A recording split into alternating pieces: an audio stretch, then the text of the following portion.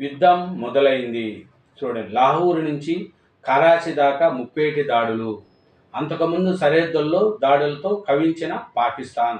చూడండి, పాకిస్తాన్ సైనిక పౌర లక్ష్యాలపై అమాస్ తరహాలో క్షిపణులు, డ్రోన్లు. ఆపరేషన్ సింధూరుతో కూడా దాయాది బుద్ధి తెచ్చుకోలేదు.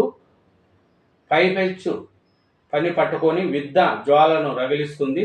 భారత్పై భారీ స్థాయిలో సైనిక దాడులకు తెగించింది. అమాన్ ఉగ్రవాద సమస్యను కల్పిస్తూ పౌర లక్షణాలపై ఎడాపెడా క్షిపణి, డ్రోను దాడులను దిగింది. బుధవారం అర్ధరాత్రి నుంచి రాజస్థాన్ మొదలు కాశ్మీర్ దాకా సరిహద్దుల ఎమ్మడి పాక్ చేసిన దాడులను భారత్ పూర్తి స్థాయిలో తిప్పికొట్టింది. భారీ ప్రతిదాడులతో ముచ్చెమటలు పోయించింది. ఇస్లామాబాద్, కరాచీ, లాహోర్, పేష్వర్, రావల్సిండిలపై 24 గంటల వ్యవధిలోనే 2 సార్లు ఇరుసుకుపడి కీలక ఎయిర్ డిఫెన్స్ వ్యవస్థలు తదితరాలను నాశనం చేసింది.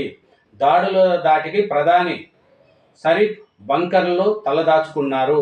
కరాచీ నౌకాశ్రయంపై మన నేవీ బాంబుల వర్షము కురిపించింది.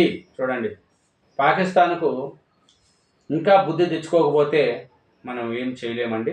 దానికి తగిన గుణపాఠం వాళ్ళు తెలుసుకోవాల్సి వస్తుంది. భారత్తో పెట్టుకుంటే వాళ్ళ జీవితాన్ని వాళ్ళే నాశనం చేసుకున్నారని ఇప్పటికి కూడా వాళ్ళు తెలుసుకోకపోతే పాకిస్తాన్ ప్రధాని అజ్ఞాతంలోకి వెళ్ళిపోయిన సంగతి కూడా మనకందరికీ తెలిసిందే.